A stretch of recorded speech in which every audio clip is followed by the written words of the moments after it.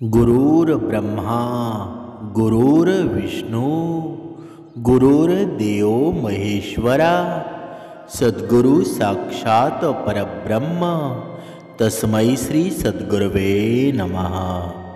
जय जय रघुवीर समर्थ श्रीराम समर्थ। सद्गुरु चरणांना नतमस्तक होऊन आपण या शुभ्र सकाळच्या तेजोमय वातावरणामध्ये सर्वजण उपासना करून श्रवणाला बसलेले आहात असं समजून आपण या निरूपणास सुरुवात करूया। समर्थांनी सांगितलंच आहे ना, या जीवनामध्ये सर्वश्रेष्ठ दान कोणतं आहे बरं? कधीतरी आपण सुद्धा काही दान केलं असेल, आपल्या जीवनामध्ये कोणतं ना कोणतं दान घडलेलंच असेल, अन्नदान घडले असेल, म्हणजे अनेक प्रकारची दानं असतात। पण सर्वात श्रेष्ठ दान कोणतं? जे रामानं केलं होतं। तुम्ही जर रामायण पाहिलं असेल ना, रामायणा ग्रंथ वाचला असेल तर तुम्हाला सर्व काही ज्ञात असेल।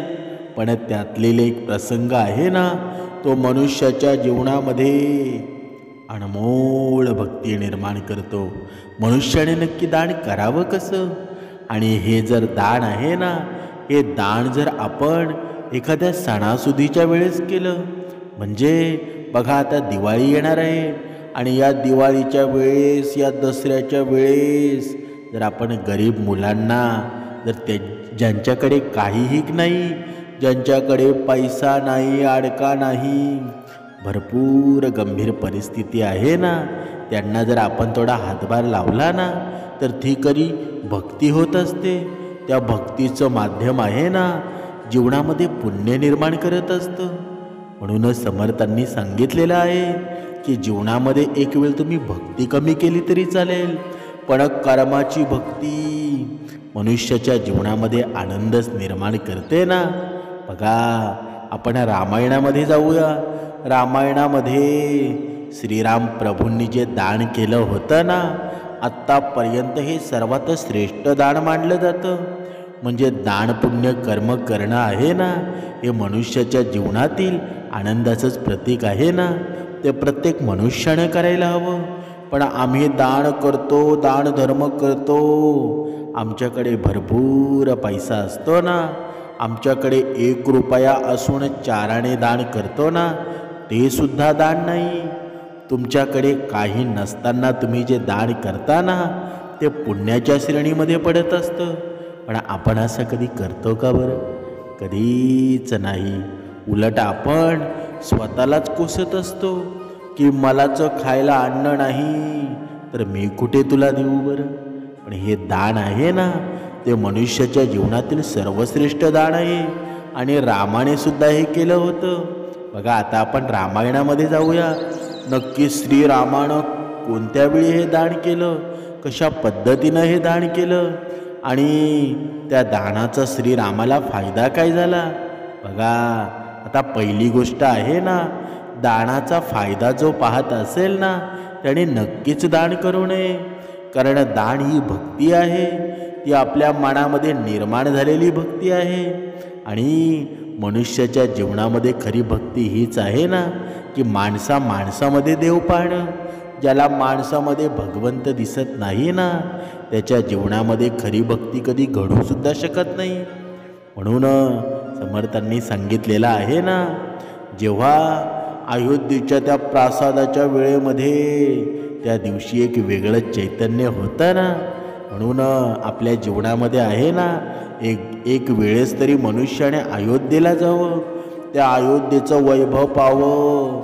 आणि ते वैभव पाहून आहे ना, मनुष्याचं हे नयन आहेत ना, हे अंतःकरण आहे, ते एकदम स्तब्ध होऊन जातं की माझ्या रामानं बघा ती प्रसन्नता निर्माण होते, जणू काही भगवंत आहे ना आपल्या समोर उभे आहेत। म्हणून एकदा तरी आयुष्यामध्ये अयोध्येला जा। तुम्ही भरपूर तीर्थ केली असतील, पण अयोध्येला नक्कीच आयुष्यामध्ये एकदा तरी जावं।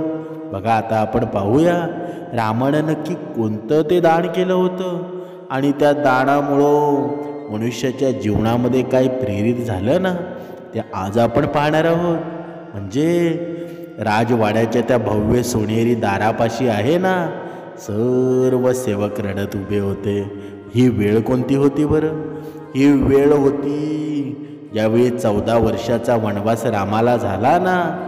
त्या 14 वर्षाच्या वनवासाला निघायची त्यावेळी सर्व सेवक होते. सर्व ती पूर्ण लोक होती ना, ती सर्व रडत होती. नगरवासियांच्या डोळ्यामध्ये अश्रू होते आणि राजमहालाच्या अंतपुरामध्ये एक विलक्षण हालचाल सुरू होती. राजकुमार राम आपले सर्वस्व त्यागून वनवासाला जाण्याच्या तयारीमध्ये होते. अशा वेळी त्यांनी आपल्या गुरु वशिष्ठांच्या सुपुत्रास, बघा त्यांचं नाव होतं सुयज्ञ, हा सुयज्ञ होता ना, यांना त्यांनी प्रेमाने बोलवलं आणि त्यांचं स्वागत करून राम आणि सीतेनं त्यांच्या पाया पडून घेतलं. विनम्रतेनं त्यांना अभिवादन केलं. रामानं आपल्या हातातील सोन्याचे बाजूबंद, कडे, रत्नजडित माळा आणि इतर मौल्यवान आभूषणं आहेत ना, ते सुयज्ञांच्या हाती ठेवले आणि म्हणाले, सुयज्ञ, जनक कन्या सीता देखील माझ्यासोबत वनामध्ये जाणार आहे. त्यामुळं तिच्या वतीने तुझे कुटुंब ही भेट स्वीकार करू. तसंच माझी ही शय्या आहे ना आणि माझा प्रिय हत्ती आहे, जे मला प्रेमाने देण्यात आलं होतं, तेही मी तुला अर्पण करतो. यांचा तू योग्य उपयोग करून घे. या सुयज्ञाच्या डोळ्यामध्ये पाणी तरळलं. सुयज्ञाला पाहून सर्व काही स्वप्न वाटत होतं. हात जोडून त्यांनी रामाचा आशीर्वाद घेतला. हे राम, तुझा वनवास तुला यश देईल. तुझं नाव अनंतकाळ स्मरणात राहील. 14 वर्षानंतर तू पुन्हा येशील ना, तेव्हा तो अयोध्येचा सम्राट होशील, असं त्या सुयज्ञानं सांगितलं. रामाचा हा मुक्त हस्त दान यज्ञ आहे ना, तो अयोध्येच्या प्रत्येक गल्ली गल्लीमध्ये गुंजू लागला, रस्त्यावर गाजू लागला. संपूर्ण नगरामध्ये चर्चा रंगली. लोक आपल्या गरजा घेऊन राजमहालाच्या दिशेने धावू लागले. याच वेळी बघा, आपल्या जीवनामध्ये सुद्धा आहे ना, जर कोणी मदत करणारा सापडला ना, मदत देणारा सापडला, तर आपण सुद्धा त्याच्या पाशी जातो ना, की आपलं दारिद्र्य पूर्ण निघून जावं. त्याच वेळी आहे ना, अयोध्येच्या बाहेर असलेल्या एका छोट्या गावामध्ये त्रिजटा नावाचा एक वृद्ध ब्राह्मण होता आणि आपल्या कुटुंबासमवेत अत्यंत गरीब जीवन जगत होता. अनेक संतती उपाशी पोटी आणि रोजच्या गरिबीचा तडका होता. त्याच्या जीवनाचं हेच त्रासदायक वास्तव होतं ना. रामाच्या दानाची बातमी आहे ना, त्याच्या पत्नीच्या कानावर पडली आणि तिनं अधीरतेनं नवऱ्याला सांगितलं. नवऱ्यापुढे हट्ट केला की हे स्वामी, श्रीराम सर्वांवर कृपा करत आहेत. आपणही त्यांच्या दरबारामध्ये गेलो ना, तर कदाचित आपलंही दारिद्र्य संपेल. पण त्रिजटा याचना होती ना, ती त्रिजटा याचना करणं तर संकोच करत होते. म्हणजे काय बरं? म्हणजे तो ब्राह्मण होता ना, तो बायकोचं काही ऐकत नव्हता की मी जाणारच नाही. त्यांनी डायरेक्ट नकार दिला.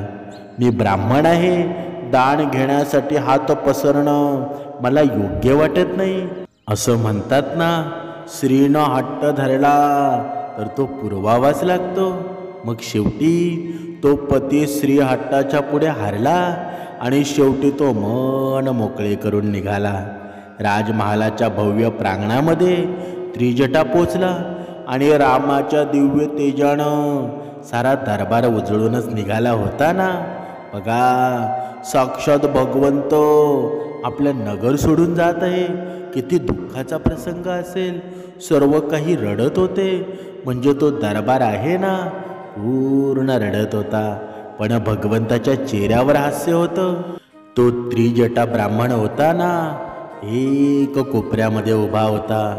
पण भगवंत आहे ना, भगवंताची नजरच अशी असते की तुम्ही कुठेही असाल ना, तुम्हाला मदत करायची असेल तर भगवंताला बोलवावं लागत नाही, भगवंताला दिसावं लागत नाही. भगवंत काही क्षणात आपल्याला बोलवतात आणि आपल्यावर नजर पडते. तेव्हा त्या त्रिजटा ब्राह्मणाचे फाटलेले कपडे होते, थकलेली नजर होती आणि ओसांडून वाहणारे हे श्रमबिंदू पाहून आहेत ना, राम त्वरित त्यांच्या दिशेने वळाले. ब्राह्मणदेव, तुम्ही खूप दूरवरून आला असत असं वाटत आहे. तुमच्या कपड्यांवरून तुमची परिस्थिती मला स्पष्ट दिसते. दारिद्र्यानं तुम्हाला ग्रासलेलं आहे. मी तुम्हाला काय मदत करू शकतो बरं? त्रिजटा काही बोलणार तोच रामाने एक विलक्षण कल्पना सुचवली. तुमच्या हातातील हा दंड आहे ना, जास्तीत जास्त दूर फेकून द्या. जिथे तो पडेल ना त्या अंतरापर्यंत जितक्या गायी उभ्या राहू शकतील त्या सर्व तुम्हाला अर्पण करतो. त्रिजटा स्तब्ध झाला. हा दंड एक सामान्य काठी नव्हती, तो त्यांच्या तपस्येचा प्रतीक होता. त्यांनी तो उचलला, दोन्ही हातांनी घट्ट पकडला आणि सर्व ताकदीने फेकून दिला. दंडा हवेत घिरट्या घालत पुढे गेला आणि वाऱ्यासोबत झेपावत शरयू नदीच्या पलीकडे पडला. संपूर्ण राजसभा स्तब्ध झाली. कोणीही अशा गोष्टीची अपेक्षा केली नव्हती. राम हलकेसे हसले. त्यांच्या डोळ्यात कौतुकाची चमक होती. ब्राह्मण देव, तुम्ही केवळ एक साधे तपस्वी नाही, तुमच्यावर अपार सामर्थ्य आहे. आणि मग आपल्या वचनानुसार रामाने नदीपार असलेल्या त्या विस्तीर्ण क्षेत्रा एवढा आहे ना, गायी त्यांना दान दिल्या. परंतु याच्याही पुढे जाऊन रामाने त्रिजटाला सोन्याच्या मुद्रांचा थाळा दिला, रेशमी वस्त्रे दिली आणि पुरेसा अन्नसाठा देखील दिला होता. त्या दिवशी त्रिजटा फक्त एक गरीब ब्राह्मण नव्हता, तो रामाच्या दयाळूपणाचा साक्षीदार सुद्धा झाला होता. वाटेत जाताना त्याचं मन भारावलं. एका दीन ब्राह्मणाचा घोर संपवणारा हा देव माणूस आहे ना, दुसरा तिसरा कोणी असू शकत नाही. तो स्वतः साक्षात भगवंत आहे. त्यांनी मनोमन विचार केला, राम केवळ राजाच नाही, तो साक्षात परमेश्वर आहे. या दिवशी रामाने केवळ संपत्तीचं दान केलं नाही, तर त्यांनी आपली दानशूरता, धर्मशीलता आणि न्यायबुद्धीही सिद्ध केली ना. शतकानुशतके या घटनेचा उल्लेख होत राहिला. आणि जेव्हा कधी राम राज्याचा विचार केला जातो ना, तेव्हा रामाच्या या मुक्तास्त्र दानाची ही कथा आहे प्रत्येकाच्या मनात पुन्हा जिवंत होते. आजही आपण म्हणतो ना की रामराज्य यावं. बघा, तुम्हाला थोडा कंटाळा आला असेल ना, आपण थोडं भजन करूया. जय राम श्रीराम जय जय राम, जय राम श्रीराम जय जय राम, जय राम श्रीराम जय जय राम, जय राम श्रीराम जय जय राम, जय राम श्रीराम जय जय राम, जय राम श्रीराम जय जय राम, जय राम श्रीराम जय जय राम, जय राम श्रीराम जय जय राम. बघा, ती वेळ अशी होती ना की प्रभूचं नामस्मरण सर्व लोकांनी घ्यायला सुरुवात केली. प्रभूंना निरोप देण्यासाठी सर्व मंडळी जमली. सर्वांच्या मुखात नाम होतं, जय राम श्रीराम जय जय राम. बघा, तो वातावरण किती विलक्षण असेल की स्वतः भगवंत आपल्याला सोडून जाणार आहे. एवढा दयावान राजा, एवढा कर्माने भरलेला राजा, श्रेष्ठत्व निर्माण करणारा हा भगवंत आहे ना, तो आपल्याला सोडून जात आहे. किती दुःखाचं वातावरण असेल. पण श्रीरामाने सांगितलं ना की तुम्ही घाबरून जाऊ नका. तुमच्या जीवनामध्ये मी जरी इथे नसेल ना, तरी कधीच अंधकार येणार नाही. माझे 14 वर्ष होईपर्यंत तुमचं जीवन समृद्धच असेल, तुमच्या जीवनामध्ये कसलीही कमी भासणार नाही. आणि आजही आपण त्या अयोध्येला गेलो ना, ती जुनी पडकी घरं दिसतात बघा, त्या घरांची ठेवण बघा. ज्या पद्धतीनं आपण त्या अयोध्येमध्ये पाऊल टाकतो ना, की खरंच भगवंताची ही आशा आहे ना, ती जवळजवळ आल्यासारखी वाटते. भगवंत आपल्या जवळ मनामध्ये बसलाय असं वाटायला सुरुवात होतं. म्हणून एकदा तरी आहे ना, अयोध्येला जाऊन श्रीरामाचं दर्शन नक्कीच घ्या. तुमच्या जीवनामध्ये असलेली दुःख आहेत ना, सर्व तिथे तुम्ही विसरून जाल. खरंच भगवंत आहे ना, याची ती प्रचिती तुम्हाला येऊन जाईल. म्हणूनच समर्थांनी सांगितलेलं आहे ना, मनुष्याने दानधर्म कसा करावा. तुमच्याकडे जेव्हा काही नसतं, तुम्ही सर्व शून्य असताना, तेव्हा तुमच्याकडे कोणी मागितलेली मदत आहे आणि जेव्हा तुम्ही त्याला ती करताना, ती श्रेष्ठ दानामध्ये निर्माण होत असते. म्हणजे काय बरं? म्हणजे तुमच्याकडे भरपूर काही आहे आणि भरपूर काही असताना दिलेलं तुम्ही कुणाला आहे ना, ते दानामध्ये निर्माण होत नाही. पण जेव्हा तुमच्याकडे काहीही नसतं, तेव्हा तुम्ही सर्वस्व दुसऱ्याला अर्पण करता, तेच खरं पुण्य आहे. पण आपण असं कधी दानधर्म केला आहे का बरं? नवे पुढे जाऊन सांगायचं झालं ना, आपल्याकडे भरपूर काही आहे तरीसुद्धा आपण दानकर्म करत नाही. मग आपल्याकडे काही नसताना आपण करू शकतं का बरं? आपलं मन तसं आहे का बरं? कधीतरी या गोष्टीचा विचार आहे ना, प्रत्येकानं करायला हवा. आणि मग आपण म्हणतो की मी भगवंता तुझी एवढी सेवा करतो, तरी मला पुण्य मिळत नाही, तरी माझ्या जीवनामध्ये संकट आहे. पण रामाचा प्रवास कधीतरी तुम्ही रामाचं चारित्र्य एकदा तरी वाचून बघावं. मग तुम्हाला तुमच्या प्रश्नाचं उत्तर आहे ना, ते लगेच मिळून जाईल. पण मनुष्य मात्र स्वतःच्या धुंदीमध्ये जीवन जगतो, स्वतःच्या मीपणामध्ये जीवन जगतो, स्वतःच्या अहंकारामध्ये जीवन जगतो. मग तुम्हाला तुमच्या प्रश्नांची उत्तरं मिळतील का बरं? कधीच मिळणार नाही. ही खरी भक्ती आहे ना, जेव्हा तुम्ही सर्वस्व या भक्तीमध्ये तुमचं मन रमवाल ना, तेव्हा ही खरी भक्ती तुम्हाला समजणार आहे. पण या डोळ्यावर काळा गोगळ गाळून तुम्ही हे जग पाहत असाल, तर तुम्हाला ते अंधारमय दिसेल, तुम्हाला प्रकाश दिसणार नाही. त्यासाठी या डोळ्यावरचा काळा गोगळ आहे ना, तो तुम्हाला काढून टाकायला लागेल. आणि हे कोण काढून टाकेल बरं? हे काढून टाकतील तुमचे कर्म. हे कर्म श्रेष्ठ व्हायला हवं. या जीवनामध्ये आहे ना, तुम्हाला तारणार आहेत ते कर्म आहेत. ज्याप्रमाणे तो रावण एवढा अहंकारी होता, त्याची लंका सोडण्याची होती, त्याची भक्ती एवढी श्रेष्ठ होती की 1000 ब्रह्मकमळ आहेत ना, तो एका वेळेस पूजेला वापरत होता. म्हणजे भक्तीमध्ये तो कमी होता का? कधीच कमी नव्हता. पण त्या अहंकारामुळे त्याचा नाशच झाला ना. त्या अहंकारामुळे त्याचं पूर्ण जीवन लयास गेलं. आपल्याकडे काय आहे बरं? आपल्याकडे 2-3 लाखांची एक गाडी आली ना, गाडी बंगला आला, तर आपण लगेच हवेत उडायला लागतो.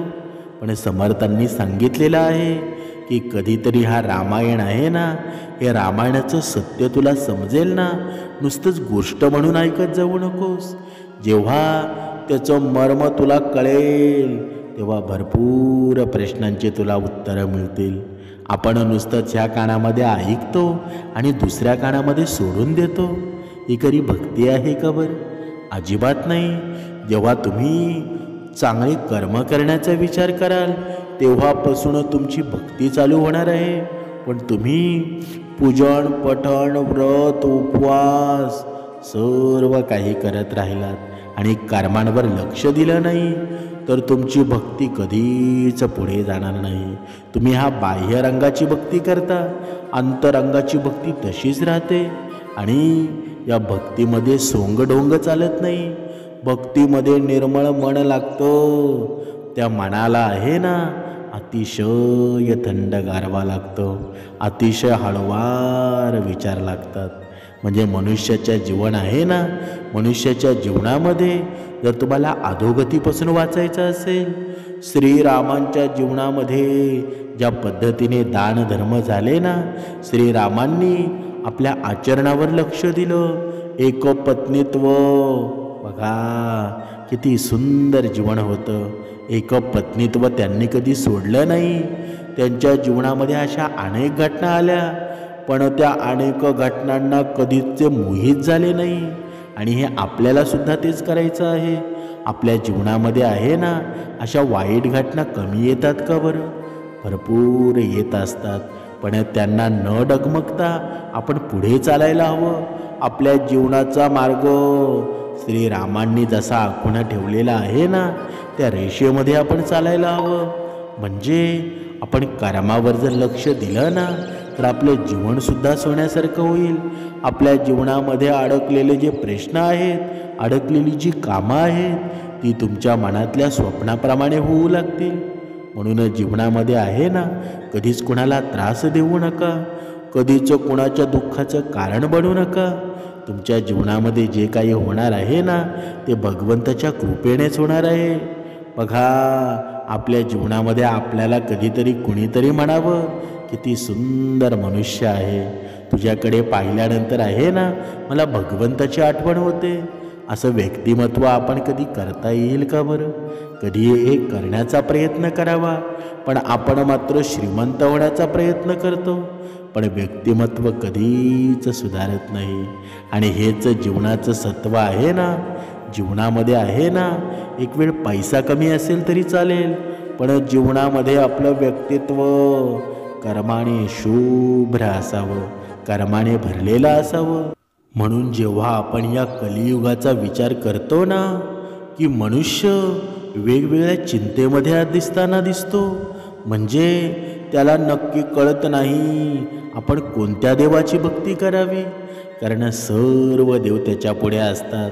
कधी त्याला दुःख आलं ना, की हनुमंतरायांची भक्ती करतो, कधी विष्णूंची करतो, कधी शंकराची करतो.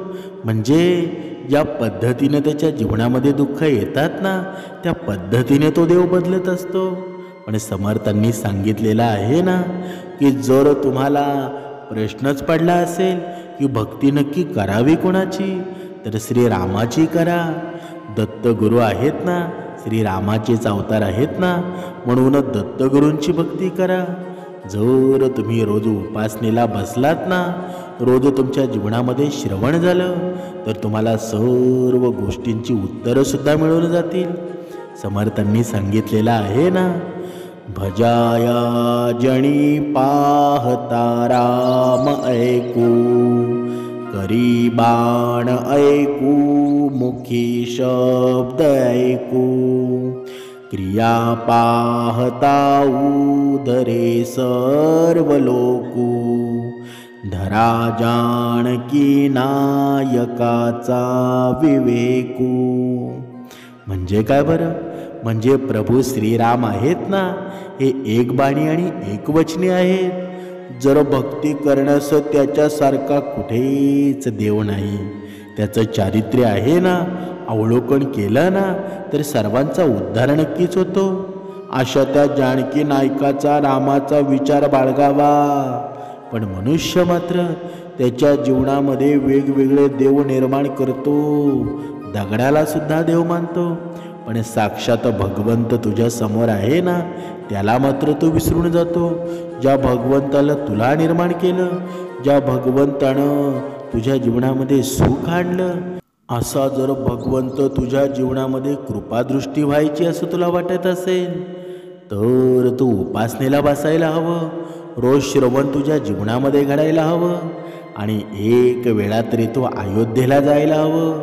जेव्हा तू अयोध्येला जाशील, भगवान रामाचं तो रूप पाशील ना, श्रीरामाचं ते सौंदर्य पाशील, तेव्हा तुला नक्कीच प्रचिती येऊन जाईल. तुझ्या जीवनामध्ये असलेले कष्ट आहेत ना, तुझ्या जीवनामध्ये असलेली दुःख आहेत, सर्व काही विसरून जाशील आणि माझ्या रामाचा दास होऊन येशील.